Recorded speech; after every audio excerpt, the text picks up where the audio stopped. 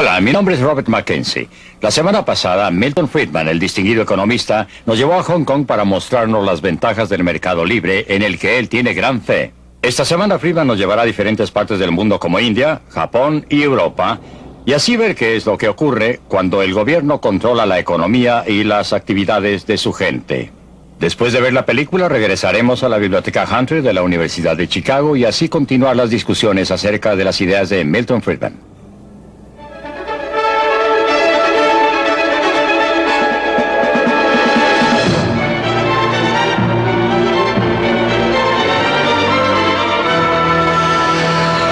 Libre para elegir.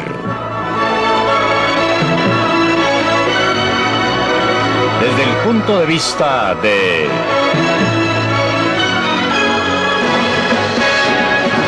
Milton Friedman.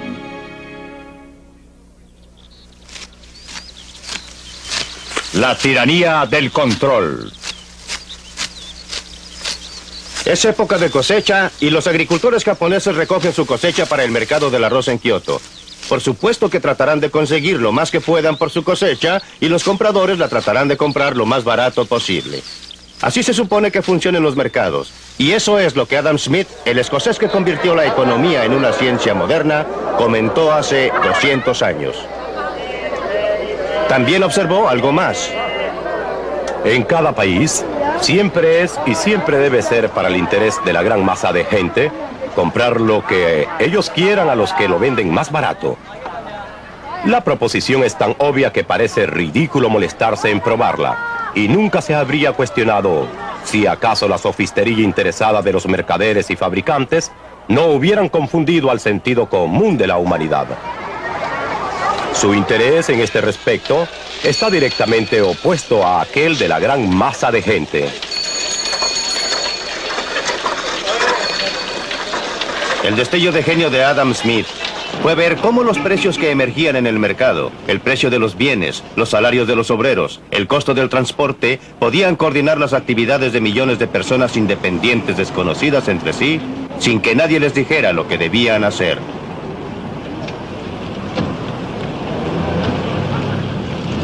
Su idea clave fue que el propio interés podía producir una sociedad ordenada que beneficiaba a todos. Era como si existiera una mano invisible. La mano invisible es una frase que fue introducida por Adam Smith en su gran libro La riqueza de las naciones, en el que él habló del modo en que individuos que solo pretendían desarrollar sus propios intereses fueron guiados por una mano invisible a promover el bienestar público, lo que no era su intención. Él hablaba del mercado económico, del mercado en que la gente compra y vende. Y estaba indicando que a fin de que un carnicero o un panadero o un fabricante de velas pueda obtener una renta, tiene que producir algo que alguien quiera comprar y por consiguiente, en el proceso de promover sus propios intereses y preocuparse de sus propias utilidades, terminó sirviendo los intereses de sus clientes. Cuando Adam Smith publicó La riqueza de las naciones, la Gran Bretaña era todavía en general un lugar rural y plácido, pero la revolución industrial ya estaba comenzando y el estándar de vida estaba comenzando a mejorar.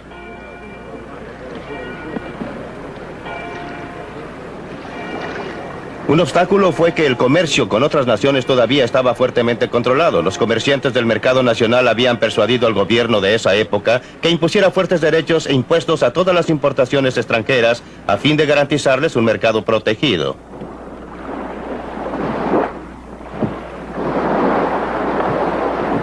Uno de los resultados fue convertir a Gran Bretaña en una nación de violadores de la ley. El contrabando era un pasatiempo nacional.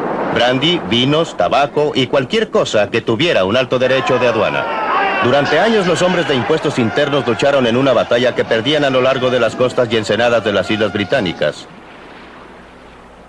En 1846, después de años de discusiones y éxito parcial, los seguidores de Adam Smith finalmente persuadieron al Parlamento británico que eliminara todos los derechos sobre los bienes importados del exterior. Gran Bretaña inició un comercio totalmente libre, dando un impulso adicional al creciente estándar de vida. Lo que ocurrió en Gran Bretaña como una consecuencia de liberar la tremenda fuerza del interés propio, tuvo el efecto inesperado de beneficiar a millones de personas a través de todo el mundo. Y en 1851, la evidencia fue exhibida con orgullo en la gran exposición del Palacio de Cristal.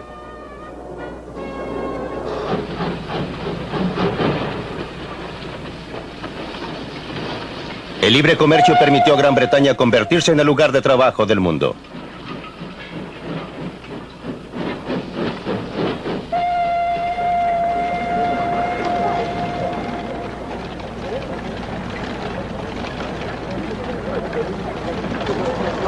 ¿Pero fue todo un accidente?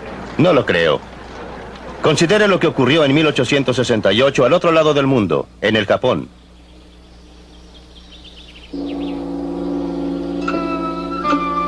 Durante los 300 años precedentes, los japoneses habían vivido en aislación casi completa.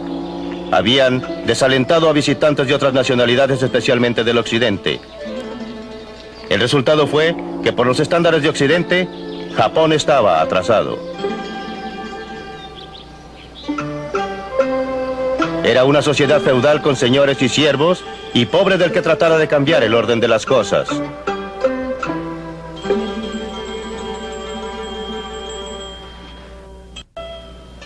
Las mujeres eran ciudadanos de tercera clase. En 1868, una nueva generación de gobernantes decidió que había llegado el momento para que Japón se pusiera en contacto con el mundo exterior. Y con la llegada de los primeros comerciantes extranjeros de Occidente, las cosas comenzaron a cambiar. Los japoneses siguieron las pautas comerciales de los ingleses porque Gran Bretaña era la principal nación del mundo. En esta forma, el comercio libre llegó a Japón.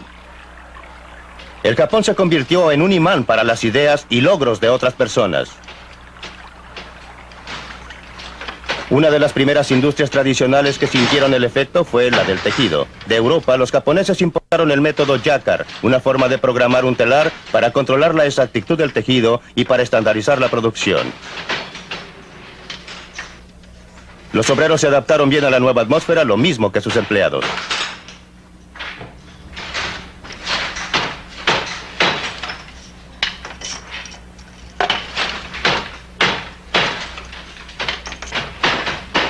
La adopción de técnicas de producción en masa significó que los obreros pudieran salirse de las industrias tradicionales e ingresar a las nuevas, todo lo cual contribuyó al auge del comercio.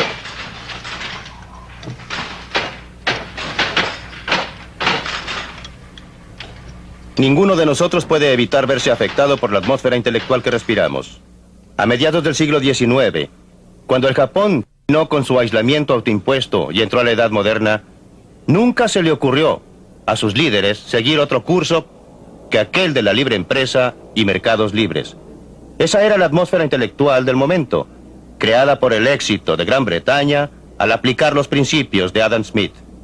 En 1948, cuando la India logró su independencia, sus líderes habían sido todos educados en Gran Bretaña. Se habían sentado a los pies de Harold Lasky y sus asociados en Oxford y Cambridge. Nunca se les ocurrió seguir cualquier otro curso que la planificación central y el control gubernamental. Era la atmósfera intelectual de la época.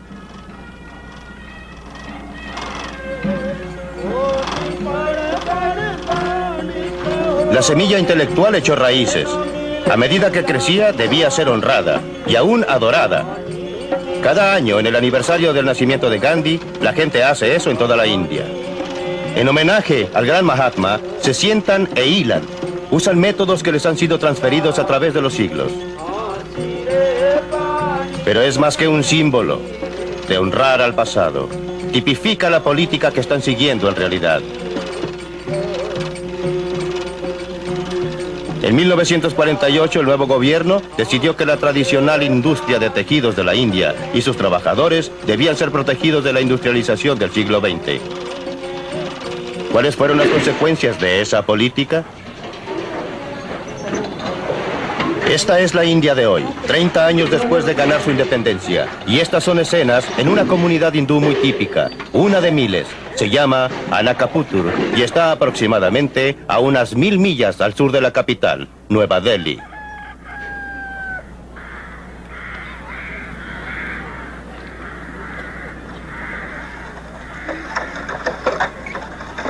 Esta no es la clase de vida que el gobierno tenía la intención de perpetuar. Al subsidiar el algodón, hilado por los aldeanos, y el género que tejen, hacen que sea difícil que se desarrolle la industria moderna.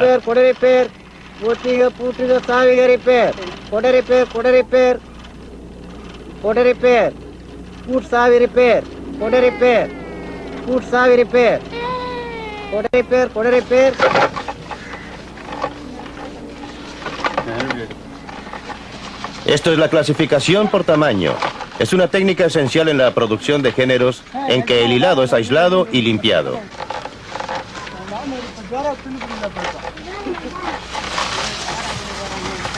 Una máquina moderna podría hacer lo mismo en 1/100º del tiempo. El resultado de la planificación gubernamental para modernizar la industria es que el número de telares manuales aproximadamente se duplicó en los primeros 30 años de la independencia de la India.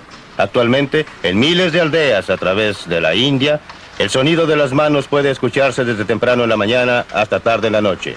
Solo en esta aldea hay más de 3.000 telares manuales en operación. Desde 1948, 3 generaciones de aldeanos se han sentado en estos telares fabricando telas con diseños que jamás verían, usando métodos que nunca cambian.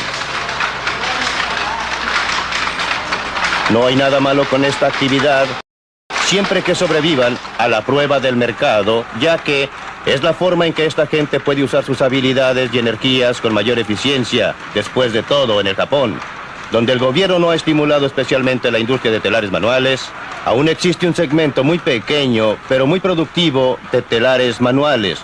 El problema aquí es que esta industria solo existe porque el gobierno la ha subsidiado, la ha apoyado, porque en realidad ha aplicado impuestos directos e indirectos al resto de la población de la India.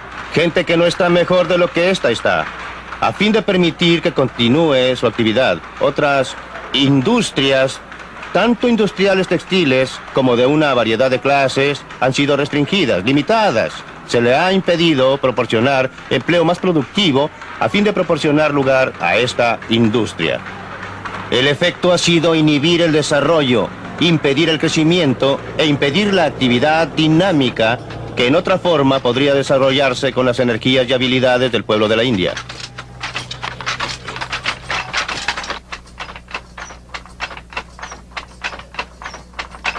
Esto parece una fábrica, pero también es el hogar para la gente que trabaja aquí. Cuando están sentados en sus telares, comen y duermen en un rincón de esta choza.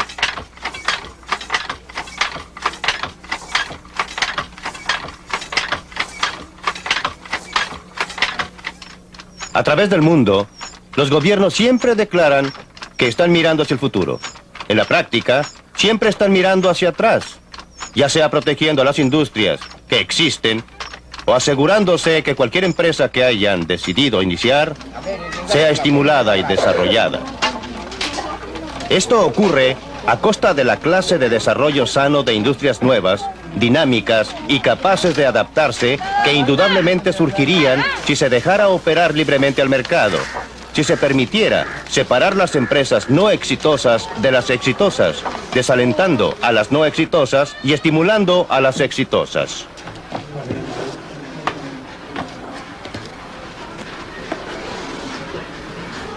La India tiene un tremendo potencial económico y humano, tanto como Japón tuvo hace un siglo.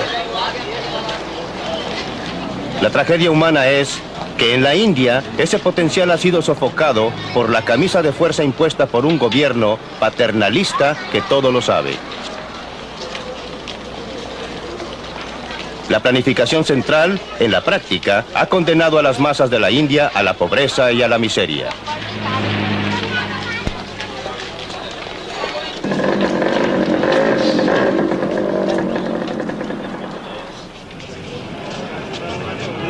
Sabemos lo que ha ocurrido en el Japón. El libre comercio inició un proceso que revolucionó al Japón y a la vida de su gente. Las mejorías en el bienestar material se desarrollaron conjuntamente con la eliminación de la estructura social rígida de hace un siglo. No es un accidente, como siempre. La libertad económica promueve la libertad humana. Y en el intertanto, ¿qué ha ocurrido en la industria japonesa de tejidos?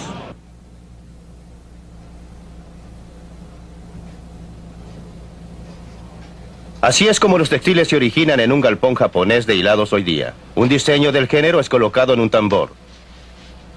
A medida que gira, es escudriñado por un ojo eléctrico. Cada color, cada variación en el diseño y textura es transmitido fielmente a un computador.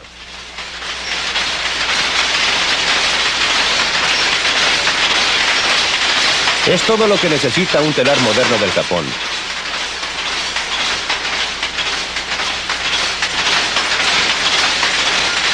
Este telar está equipado con artículos electrónicos que lo convierten en uno de los más sofisticados de su clase en el mundo. El género que produce es la mejor seda de su clase.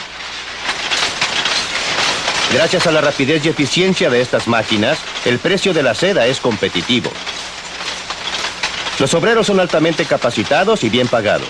Con la nueva tecnología, hay muy pocas cosas que un telar como este no pueda producir.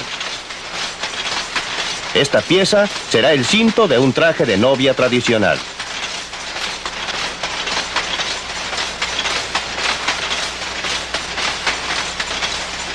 Estos son productos fabricados a máquina, pero por cualquier estándar son muy hermosos.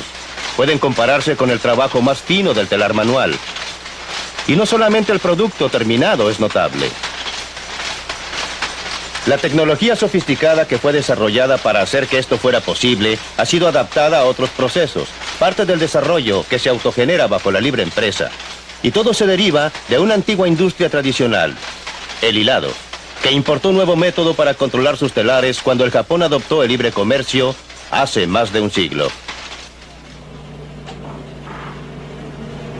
Pero aunque parezca increíble, muchos siguen manteniendo actualmente que no se puede dejar que los mercados operen libremente, que deben ser controlados por el gobierno. Este muelle está en Escocia. Un gobierno inglés, un gobierno socialista decidió que su papel era proteger aquí a los obreros contra la competencia. Y así en los astilleros Govan están construyendo estos buques para el gobierno polaco. A fin de obtener la orden de compra por el buque, el gobierno inglés está usando el dinero de muchos contribuyentes británicos para subsidiar el trabajo. En otras palabras, los ingleses están fabricando estos buques a fin de venderlos con pérdida a los polacos.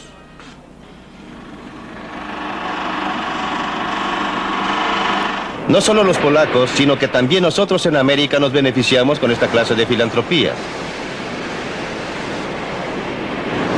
La industria del acero en los Estados Unidos fabrica un producto fino. Otros países también lo hacen. Y su acero es a menudo más barato, a veces porque sus contribuyentes lo subsidian. Así pues, ¿por qué no podría el consumidor norteamericano comprar acero donde lo pueda obtener más barato, en casa o en el extranjero? La industria norteamericana del acero ha trabajado mucho tratando de persuadirnos que no nos conviene comprar en el mercado barato. Urgieron al gobierno a restringir lo que ellos llaman competencia desleal, aunque por supuesto que reconocen que esto involucra algunos peligros. El dilema de pedir ayuda a nuestro gobierno en este problema de competencia desleal nos preocupa a muchos porque la espada en realidad corta en ambos sentidos. Pero creemos que lo que hemos tratado de hacer es muy diferente a la clase de participación gubernamental directa que ocurre en muchas de las naciones extranjeras a través del mundo, donde los gobiernos proporcionan asistencia financiera directa, ya sea en forma de propiedad o préstamos o subsidios en alguna u otra forma. Lo que hemos tratado de hacer es simplemente obtener que nuestro gobierno haga valer las leyes de los Estados Unidos contra la competencia desleal que siempre ha estado presente en los libros de los Estados Unidos. Hacemos una clara distinción entre eso y, por ejemplo, los varios cientos de millones de dólares que el gobierno francés ha concedido a las industrias francesas del acero, o que British Steel Corporation haya recibido 1.3 billones para inversiones de capital este año. Por eso, mientras nos molesta tener que intervenir con nuestro gobierno en lo que tradicionalmente creemos son prerrogativas de la libre empresa, y lo único que estamos pidiendo es que el gobierno aplique las leyes promulgadas por nuestro Congreso. No estoy muy seguro que en realidad sea muy diferente de pedir a alguien que arreste a alguna persona que cometió un crimen. No creo que se nos pueda acusar de ser reaccionarios si denunciamos a alguien que estaba robando a la policía si fuera una violación de una de las leyes de los Estados Unidos. Creemos que estamos haciendo exactamente lo mismo cuando iniciamos acciones contra productores extranjeros quienes creemos que están violando las leyes de los Estados Unidos.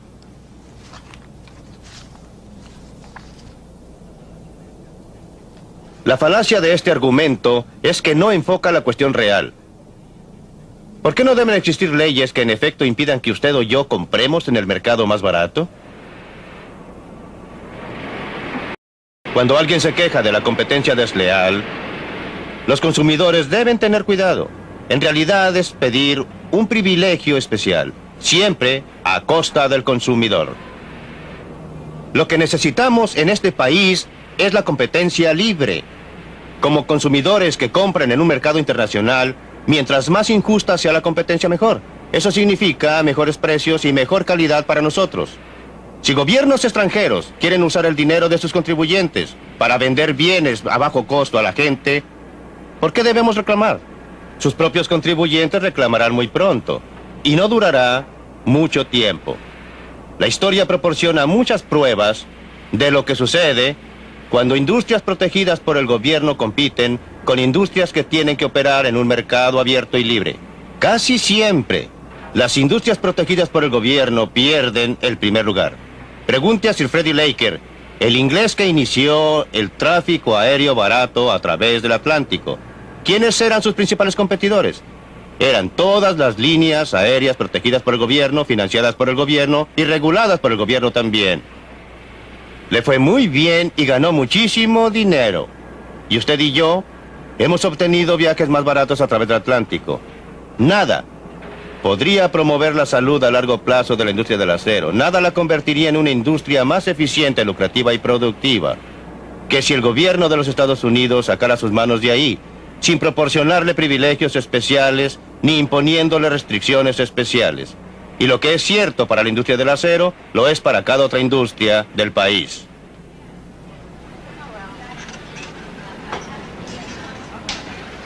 Estas mujeres trabajan en una industria que hasta ahora no ha solicitado protección especial, la industria del silicon chips. Cada uno de estos pequeños cuadrados en este disco es un microcircuito integrado altamente complicado.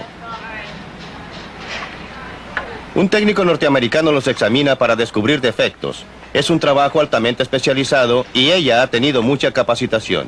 Cuando haya ejecutado su labor, los ítems rechazados serán separados de los otros y los circuitos buenos serán embalados y enviados a Malasia, recorriendo la mitad del mundo.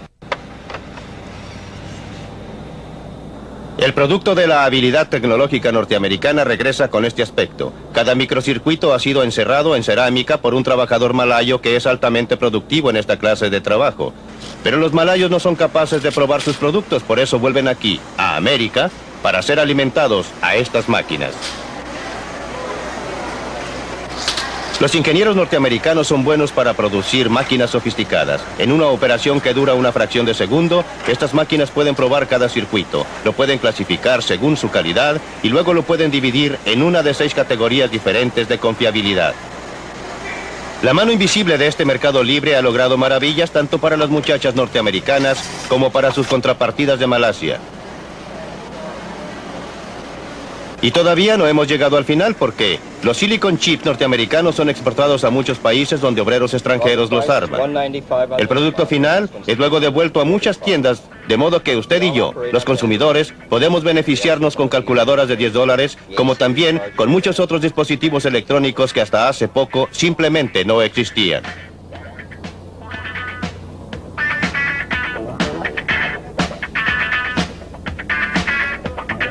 Cuando este equipo de alta fidelidad llegó originalmente al mercado, solo los ricos podrían comprarlo.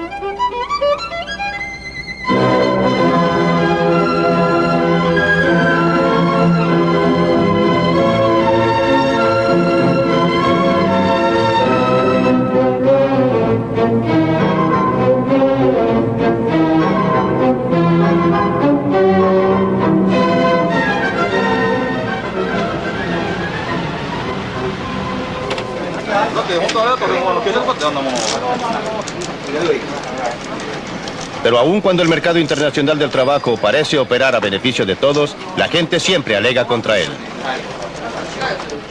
El argumento usual contra el comercio libre total es que la mano de obra barata en el exterior quitará empleos a los trabajadores en casa. ¿Pero qué es barato? El obrero japonés es pagado en yens. El obrero norteamericano es pagado en dólares. ¿Cómo comparar el yen con el dólar? Necesitamos alguna forma de transformar a uno en el otro. Aquí es donde entra el tipo de cambio. El precio del yen en términos del dólar. Supongamos que a algún tipo de cambio los bienes japoneses son en general más baratos que los nuestros. Entonces estaremos comprando mucho más al Japón y vendiéndoles poco. ¿Pero qué harán los japoneses con los dólares extra que ganen? No quieren comprar mercaderías norteamericanas. Se supone que todas estas son caras. Quieren comprar mercaderías japonesas, pero para poder hacerlo necesitan yens. Llegarán llamadas de todas partes del mundo a lugares como este, ofreciendo comprar yens con dólares. Pero habrá más ofertas de comprar yens que de venderlos. A fin de tener clientes, aquellos que ofrecen comprar tendrán que elevar el precio. Subirá el precio del yen en términos de dólares. Como usted recuerda, eso ocurrió en 1977 y 1978. A fines de 1978 se requería un 50% más de dólares para comprar una cantidad de yens que un año antes. ¿Pero qué sucede cuando el precio de los yens sube en términos de los dólares? La mano de obra japonesa ya no es tan barata. Los bienes japoneses ya no son tan atractivos para los clientes americanos. Por otra parte, la mano de obra norteamericana ya no es tan cara para los japoneses. Las mercaderías norteamericanas son más atractivas para los japoneses.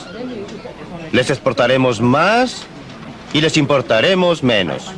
Se crearán nuevos puestos en las industrias de exportación para reemplazar cualquier empleo que podrían haberse perdido en industrias que compiten con las importaciones.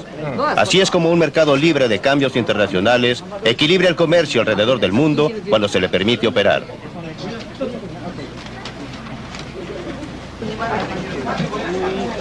El problema es que cada vez con mayor frecuencia no se permite operar a un mercado libre.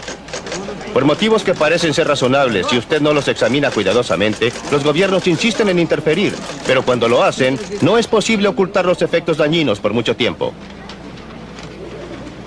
El motivo principal por qué el yen japonés subió tanto en su precio en esos años del 77 y 78 fue porque el gobierno japonés había estado tratando de impedir que el precio del yen subiera. En el proceso, se permitió que los que podían haber sido disturbios menores se acumularan hasta formar una importante brecha en el comercio. Como resultado, cuando finalmente se permitió operar a las fuerzas del mercado, lo que debe ocurrir más tarde o más temprano, se necesitó un cambio importante en el tipo de cambio del yen para que todo volviera a la normalidad. ¿Por qué no aprenden los gobiernos? Porque los gobiernos nunca aprenden, solo aprende la gente. Y la gente que aprende hoy día puede no ser la gente que estará a cargo de la política económica mañana.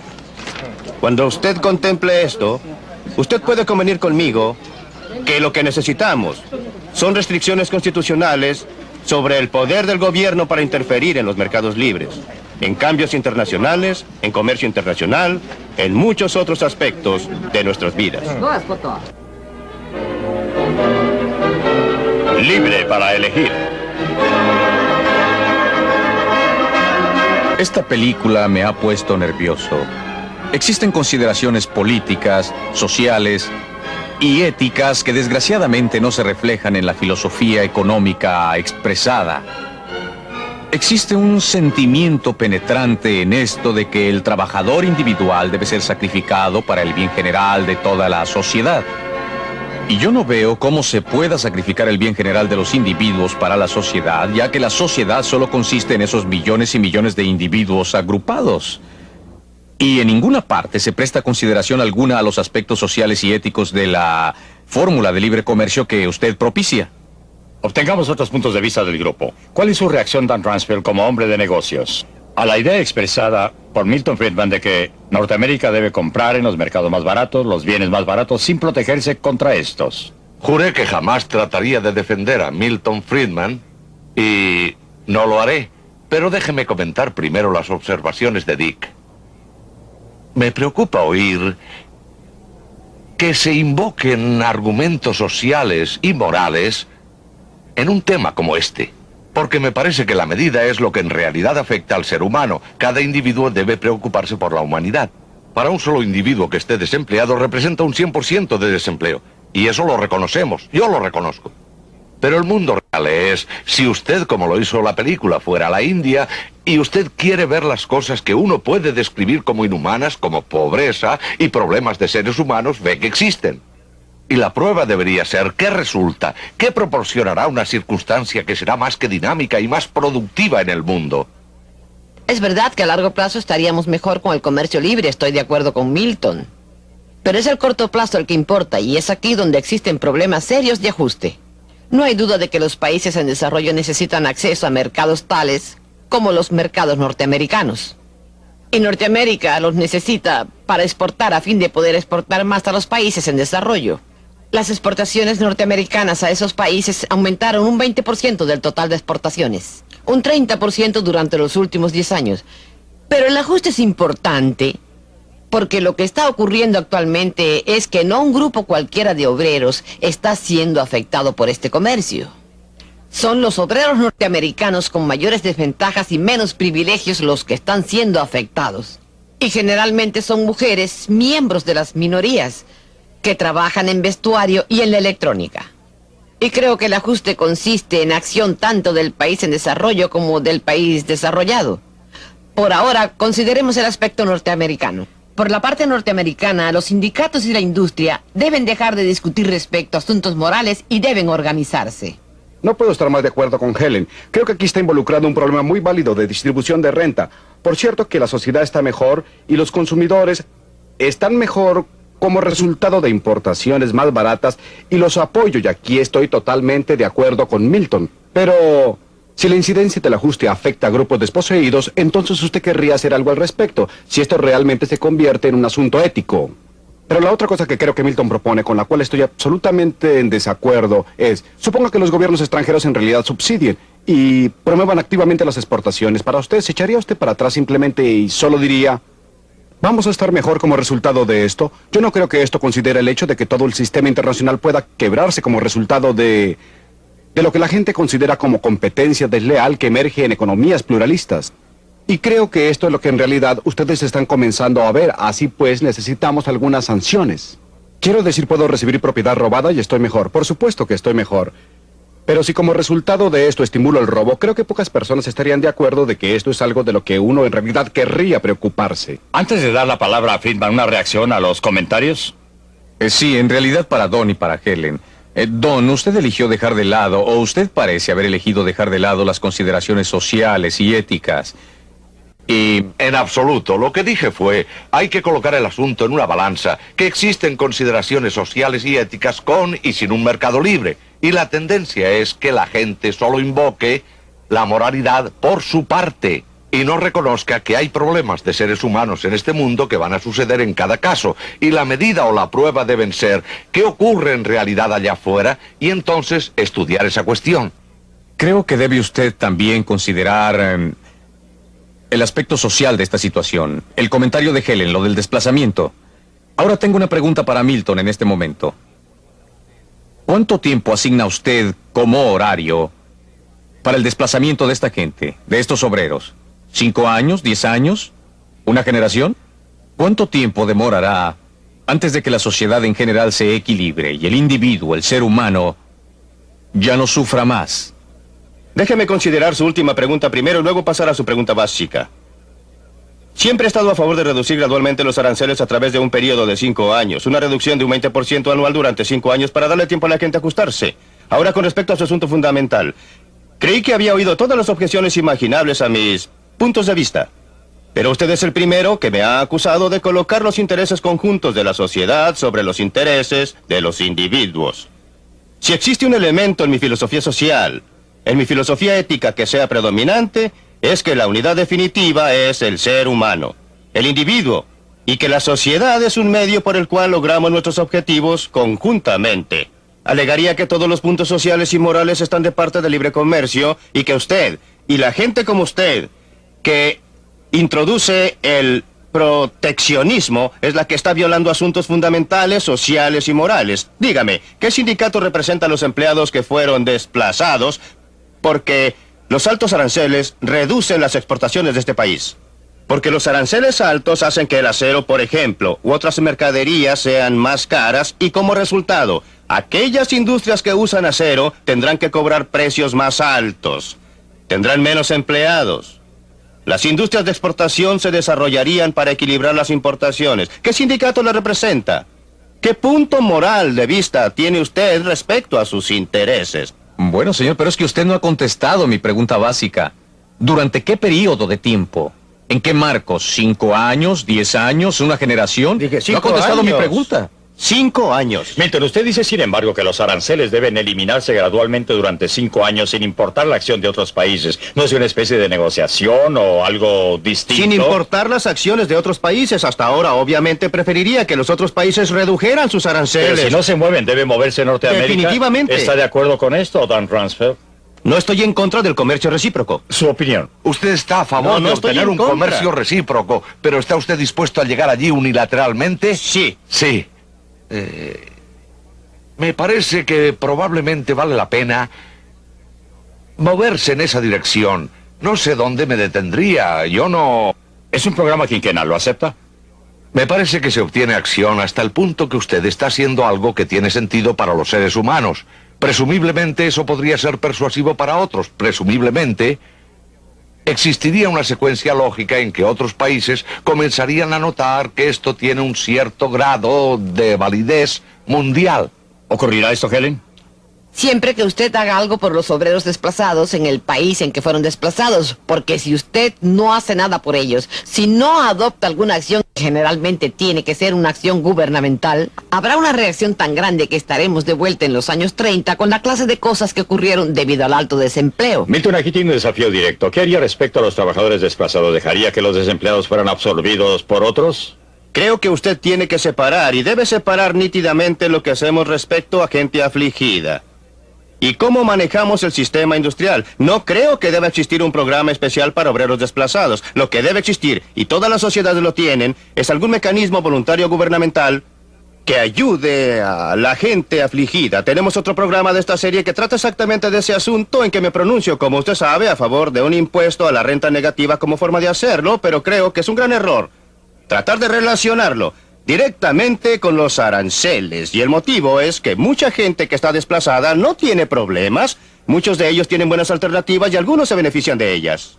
Por supuesto que habrá algunos que estén afligidos, pero siempre hay gente en situación difícil por toda clase de motivos. En una sociedad dinámica, las demandas están creciendo allá, están creciendo acá. No existe mayor motivo, en mi opinión, para tener un programa especial para aquellos que son desplazados debido a cambios en la oferta y la demanda en el plano internacional que debido a los cambios en el plano nacional. Una reacción rápida. Disculpe, muy pero hay rápida. una cosa que no entiendo. ¿Por qué quiere usted volver a una situación que este país tenía en 1900? ¿Por qué quiere volver a la situación en que unos pocos controlan el destino económico de cada trabajador, hombre y mujer? Es exactamente lo contrario, señor Dixon. El mejor modo de limitar el control por parte de unos pocos es el comercio libre a nivel mundial. No existe medida alguna que haría más para evitar el desarrollo del monopolio privado, que un comercio libre completo sería mucho más efectivo que todos los juicios No, estoy en antimonopolios que se siguen desacuerdo en el mundo. total. Usted terminaría con una situación como en la película Rollerball, en que las corporaciones proyectaban sus esferas de influencia económica a través del mundo y controlaban todo. O sea que Usted todo vio- sería controlado por corporaciones. Usted vio... La vi toda, señor. Perdóneme, usted vio la película de Hong Kong, ¿no es así? Sí, sí, la vi. ¿Dónde están esas corporaciones ahí? Podríamos meternos a ese callejón y tener dificultades para salir. Movámonos a otro gran tema de la película. Es decir, que hablando en términos generales, los países del tercer mundo han cometido un error muy serio al convertirse en economías planificadas de comienzo a fin. Y para usar una frase en el caso de la India, la planificación central ha condenado a las masas de la India a la pobreza y a la miseria. Pues bien, ¿cuál es su reacción? Estoy parcialmente de acuerdo con Milton, pero no estoy de acuerdo con él en muchas cosas. Creo que es cierto que la mano invisible debería verse más en los países pobres que lo que sucede, y me gustaría que el puño de hierro desapareciera. Desgraciadamente, sucede lo contrario. Por otra parte, creo que no puede alegarse que el laissez-faire sea la respuesta, ni que sea una condición suficiente y necesaria para el desarrollo. Déjeme referirme a los ejemplos de Milton. Y ustedes saben, al Japón. El Japón es un ejemplo de primera clase, en realidad donde la mano visible es invisible para todos los que están fuera del Japón. Pero está escrito en la pared en caracteres grandes para los japoneses. El gobierno del Japón, justo desde la restauración importante, se ha interesado muy activamente en el desarrollo del país. Ha restaurado la tecnología y las importaciones. Aún hoy, el gobierno y las empresas tienen una fuerte relación simbiótica. Creo que es justamente... Altamente paternalista. Y la industria es altamente paternalista. No creo que sea un ejemplo válido de todo lo que pienso que era la injerencia del programa de Milton. Hagamos participar a Helen Hughes en este tema. Ha cometido un error desastroso el tercer mundo al adoptar casi unánimemente economías planificadas en vez del mercado libre. Bueno, en primer lugar, no ha adoptado casi unánimemente economías planificadas. En forma abrumadora. Ni siquiera en forma abrumadora. Quiero decir, la India es un gran país. Pero la mayoría de los países en desarrollo no están planificados centralmente. Tienen alguna clase de planificación. Y, en segundo lugar, algunos de los países que han tenido más éxito han tenido intervención gubernamental. Los mejores ejemplos son Taiwán, Corea, Brasil, Singapur y aún en Hong Kong, que a menudo es indicado como un ejemplo de falta de intervención gubernamental, aunque esto no es cierto. El gobierno de Hong Kong ha proporcionado la infraestructura, ha proporcionado los caminos, puertos y escuelas, y ha sido muy importante. Pero cuando vamos a un país como Malawi o Papua Nueva Guinea, la intervención gubernamental no puede faltar. No hay nada allí, no existen empresarios, y los empresarios norteamericanos no se interesan por lugares tan pequeños. No estoy a favor de ninguna intervención gubernamental, nunca lo he estado. Indiqué en la película que lo que el gobierno hizo en Hong Kong fue muy importante. La cuestión es qué clase de intervención. Y en los estados que usted ha descrito, en los lugares que usted ha descrito donde ha habido éxito, la intervención gubernamental ha sido de un tipo bastante especial. Ha proporcionado infraestructura. No ha tratado de determinar las perspectivas de la producción industrial, las áreas que debe cubrir la industria, exactamente cuál es la distribución. No ha aplicado la planificación central. Eso no es verdad en Corea. Quiero decir, usted se equivoca porque en Corea el gobierno en realidad, pero creo en yo... Taiwán. Es bastante cierto en Taiwán, pero no en Corea, que ha crecido más rápido que ningún otro país. Las exportaciones coreanas han estado determinadas en gran medida por la intervención gubernamental directa. Creo que su argumento es ¿qué clase de intervención gubernamental? ¿Para qué? ¿Y cuáles son las comparaciones entre la intervención gubernamental y el mercado libre? Estos son los asuntos pertinentes. ¿Cuál es el papel del gobierno con relación a la economía de mercado? ¿Cómo cree usted que está funcionando Don Rumsfeld? ¿Quiere usted ver al gobierno, supongamos, haciendo valer la competencia al atacar a los monopolios, las prácticas restrictivas y todo el resto de la sociedad? No cabe duda que no lo hacen bien. No pueden manejar. Pero significa Considere esto los que no deben controles de hacerlo en salarios y absoluto o precios hacerlo en los mejor. Estados Unidos de Norteamérica. He estado involucrado y no lo digo con mucho orgullo. El mundo real es, no me importan las buenas intenciones, no me importa la inteligencia, no me importa la integridad. El hecho real es que no son hábiles para manejar los salarios de cada norteamericano. Que alcanzan a 215 millones, no lo pueden hacer bien, eso lo hacen mal. Y el peso de esto es dañino. Está demostrado gráficamente en cada documento del Consejo de Consultores Económicos de los Estados Unidos. Pero ¿qué hay respecto a la pregunta adicional? ¿Es capaz el gobierno en este país o en otro lugar de garantizar la competencia por otros medios? No estoy hablando ahora de control de precios y control de salarios, sino garantizar la competencia más bien que permitir acuerdos de precios o convenios y monopolios. ¿Qué opina usted? Pienso que el gobierno actúa correctamente en esa área y que debe estar ahí para garantizar la competencia. El gobierno no es suficientemente listo. Considere la ley antimonopolios. Usted habla de un parche. La implementación de reglamentos antimonopolios en los Estados Unidos entre el Ministerio de Justicia y la Comisión Federal de Comercio es un desastre de parches. No tiene ninguna lógica. La gente no sabe qué hacer. Ellos no pueden obtener respuestas. Se les prohíben las fusiones y consolidaciones que serían muy sensatas desde el punto de vista del consumidor. Y tendrían más sentido desde el punto de vista de las corporaciones multinacionales, ¿no es así? Creo que uno de los puntos que usted está aprobando es que es muy difícil para el gobierno intervenir en un país muy grande como la India o los Estados Unidos. Pero compare la intervención gubernamental en algunos de los países pequeños y homogéneos de Europa y Singapur. Y creo que es muy importante. Suiza tiene mucha intervención gubernamental. Suecia, Dinamarca, Noruega son solo 4 de los países con mayor renta en el mundo. Ellos tienen intervención para tratar de proteger el funcionamiento del sistema del mercado y hacerlo más eficiente. Milton tiene absolutamente la razón de que si usted está hablando de planificación central, esta ha sido desastrosa. Definitivamente, en términos de haber establecido cuotas industriales, creo que no existe ninguna duda en la mente de cualquier persona que haya estudiado el problema. Durante los últimos 20 Pues años, antes en la India también, sin se advirtió duda. al respecto, ¿no es así? No con respecto a la planificación centralizada, ¿no? Claro que no, la planificación centralizada. Está bien, también estuve ahí como consultor. Sí, al respecto estoy al lado de Los Ángeles. Por una serie de años. Se supone que soy amigo de Milton, lo cual es algo desastroso. Dar consejos es una cosa, que sean aceptados es diferente. Estoy muy de acuerdo con lo que dijo Helen Hughes, que mientras más homogéneo sea el país, menos daño hará el gobierno al intervenir. No creo que haga un bien positivo, simplemente creo que hace menos daño. Pero con relación a los antimonopolios... Sí. Estoy a favor de las leyes que hacen que los acuerdos y restricciones del comercio sean ilegales. ¿Sí? La mayoría del resto del aparato antimonopolio ha promovido los monopolios en vez de impedirlos. Si usted observa dónde existen elementos monopólicos en el mundo y en los Estados Unidos, incluyendo las multinacionales que usted quiere mencionar, en casi todos los casos, ese monopolio se originó por una concesión especial del gobierno.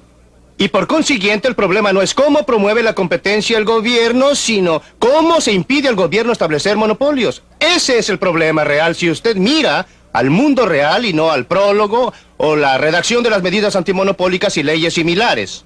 ¿Qué cerca está usted a lo que Dixon estaba diciendo hace un momento en esta área? Pareciera estar discutiendo con usted que existe responsabilidad de hacer que opere la competencia. La responsabilidad consiste en establecer un marco de leyes y disposiciones bajo las cuales florecerá la competencia. Inevitablemente florecerá, quiere decir...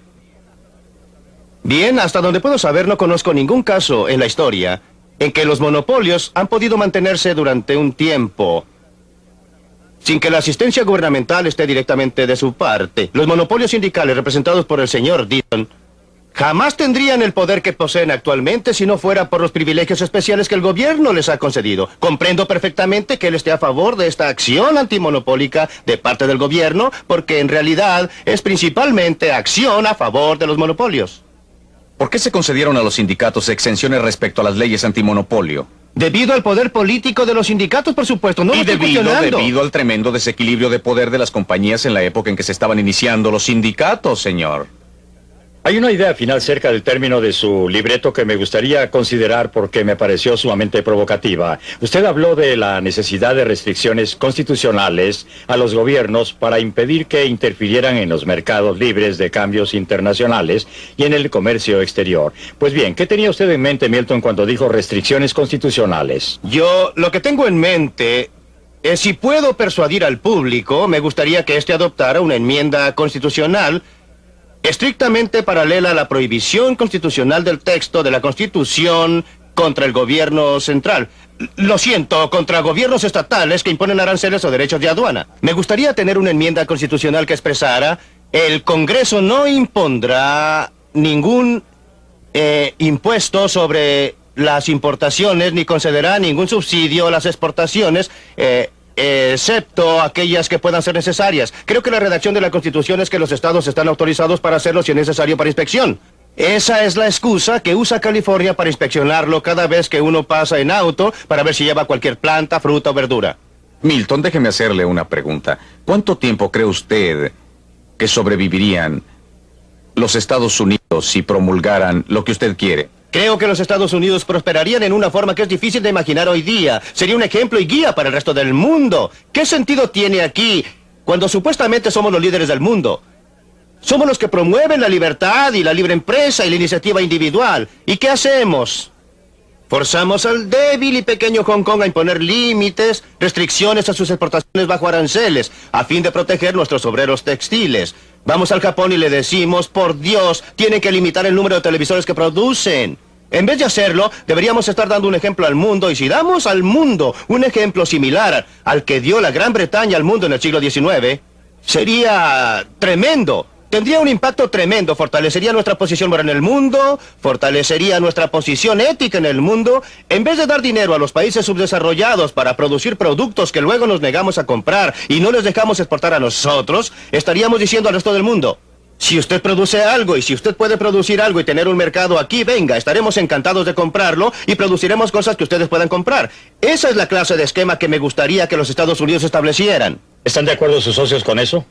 Jamás, es un... Jamás es una palabra larga, señor. Sí, tiene razón. Y usted debe saber Y uno distinguir nunca debe entre- decir jamás. No, los funcionarios de su sindicato no lo aceptarían. No estoy mis seguro socios respecto no, a sus mis socios tampoco lo aceptarían. No puedo concebir que los Estados Unidos se establezcan como una meta para el resto del mundo. No es una meta. No existiría absolutamente nada que exigiera u obligara a cualquier otro país a promulgar cualquier convenio recíproco relativo a aranceles. Cierto. Y hasta el momento en que logren efectuar dumping en los Estados Unidos, y uso dumping en el sentido más amplio de la palabra, respecto a cualquier y todos los productos, ya sea subsidiado por el gobierno, por un gobierno extranjero, ya sea puesto allí debido a las instalaciones de fabricación de una corporación multinacional en un país extranjero, hasta que hayan logrado dejarnos absolutamente secos. ¿Drenándonos qué? Todos los bienes, señor. ¿Cómo? ¿Qué Bueno. harían con los dólares que obtengan? Pues lo comprarían todo, como lo están haciendo ahora. Si compraran totalmente. Las mejores tierras te labrarán. Claro, ampliemos esto. Claro, sí. Respecto a ese mismo argumento, un argumento de enmienda constitucional, nuestro amigo sindical nos ha informado que él no lo puede vender y no va a hacerlo. ¿Lo compraría el comercio? Oh, no, ellos, hablando... Hablando de vender... No estoy diciendo si lo aceptaría, no, el comercio ayudaría. No, cuando yo no hablo como un hombre de negocio, sino como un ex empleado gubernamental, cuando se presentaban proposiciones similares a esta, pues una de las cosas que la gente observa es que el gobierno, los comerciantes y trabajadores llegan al unísono diciendo ¡horror, horrores! ¡Está cayendo el cielo! Existen intereses comunes y la gente se acostumbra a lo que existe. Se ponen terriblemente conservadoras, saben operar el sistema en su forma actual, especialmente los grandes sindicatos y las grandes empresas. Y están muy satisfechas con esto. Pueden manejarlo bastante bien y cada vez que usted trata de aclarar cualquier clase de reglamento o restricción o intrusión del gobierno, filosóficamente lo apoyan, pero en el mundo práctico no quieren que usted cambie el ejercicio. Ya saben cómo manejar esto. ¿Para qué cambiarlo entonces y hacerlo más complicado?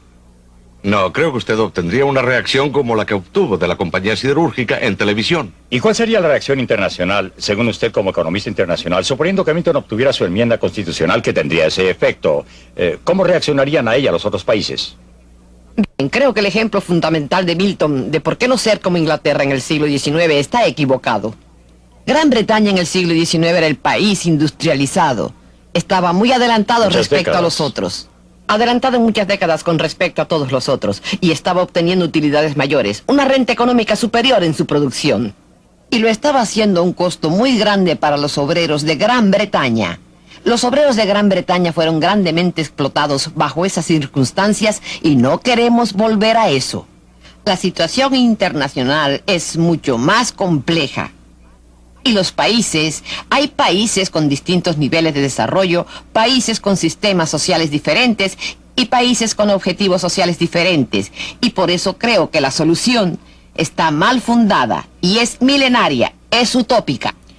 Creo que tenemos que considerar un proceso mucho más realista de discusiones, negociación, como ha ocurrido para llegar a donde vamos, sin dañar a la gente que paga por el ajuste, que básicamente son los obreros, no los economistas. ¿Puedo hacer un breve comentario? Sí. Me preocupa la discusión debido a la complejidad de las relaciones internacionales, que deben ser planificadas y administradas. Por definición, no somos capaces de administrar la economía mundial. En cada caso en que lo hemos tratado de hacer, las cosas no han resultado como se planeaban. Ni por un momento me disculpo por ser milenario, porque creo que a menos que sepamos a dónde nos queremos dirigir, los tímidos pasos que demos en esa dirección irán en dirección equivocada. Para ir en dirección correcta, debemos tener un objetivo, pero quiero estar seguro de registrar una muy fuerte objeción a la declaración hecha por Helen Hughes respecto a Inglaterra del siglo XIX. Creo que está simplemente equivocada. Los obreros no eran explotados. Los estudios que se han efectuado recientemente han demostrado una y otra vez que el siglo XIX fue un periodo en que el trabajador inglés común experimentó un alza muy sustancial y muy rápida en su estándar de vida. Inglaterra no estaba sola. Japón tuvo un comercio totalmente libre durante 30 años hasta la restauración importante. Japón no lo ha tenido en años recientes. Japón no es un ejemplo que yo citaría en los años más recientes, pero en sus primeros años fue un comercio completamente libre. Por eso no creo que Inglaterra estuviera sola. Respecto a sus políticas. A sus posibilidades, no es políticamente factible. ¿Por qué? Porque es solo para el interés general y no beneficia a nadie en particular. Cada uno de nosotros, fundamentalmente, se preocupa más de su papel como productor de un producto que como consumidor de 1001 productos. Los beneficios de un arancel son visibles. Mr. Dixon puede ver que sus obreros están protegidos. El daño causado por un arancel es invisible, se expande ampliamente. Hay gente que no tiene trabajo debido al arancel, pero no saben que no tienen empleos. Nadie los puede organizar. Todos los consumidores están pagando un poquito más por esto o aquello. No se dan cuenta que la razón por la que están pagando es debido al arancel. ¿Los hombres de negocios? Nunca he estado ni estoy a favor de los negocios. Estoy a favor de la libre empresa, que es una cosa muy distinta. Y la razón por qué estoy a favor de la libre empresa... No me indique con el dedo al decir eso. No pretendía señalarlo, Don. Señalo a la comunidad de negocios porque usted es una excepción.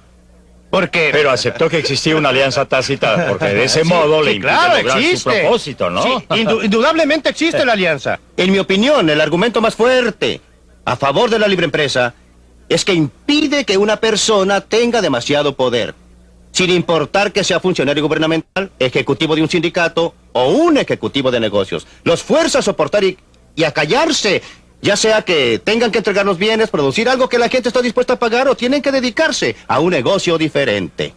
Hasta aquí llegaremos con la discusión esta semana y espero que estén con nosotros para el próximo episodio del Libre para Elegir.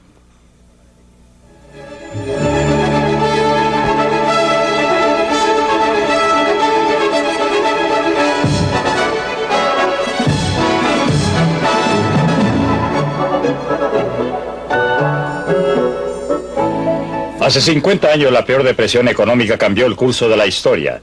Tendría que haber pasado o pudo haber sido evitada. Por primera vez en televisión, Milton Friedman nos da sus opiniones acerca de estos desesperados días que dieron una nueva ruta al mundo.